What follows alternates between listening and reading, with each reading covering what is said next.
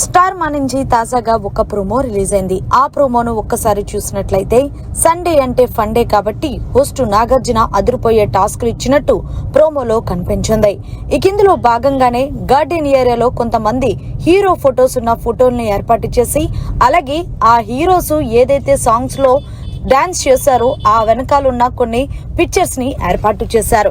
ఇందులో భాగంగానే హౌస్ లో ఉన్న కంటెస్టెంట్స్ కి చెప్పారు అక్కడ కొన్ని హీరో ఫొటోస్ ఉన్నాయి, అలాగే వాళ్ళు నటించిన సాంగ్ ఏదైతే ఉందో ఆ పిక్చర్ కూడా ఉంది.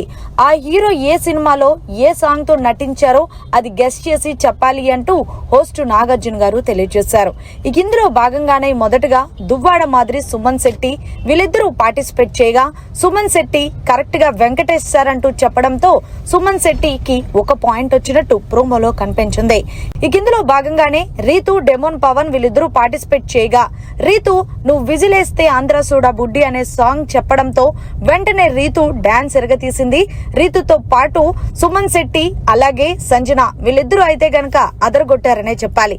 ఇక చివరిగా పవన్ కళ్యాణ్ అల్లు అర్జున్ సాంగ్ రింగా రింగా అనే చెప్పడంతో పవన్ కళ్యాణ్ అలాగే తనుజ వీళ్ళిద్దరూ కూడా ఆ సాంగ్ కి డాన్స్ చించేశారనే చెప్పాలి.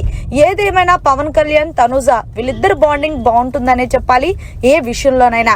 ఇందులో భాగంగానే మరొక టాస్క్ పెట్టాడు బిగ్ బాస్. కళ్ళకి గంతలు కట్టి ఇక ఎదుర్కొంటా కొన్ని ఫుడ్ ఐటమ్స్ ఉంటాయి.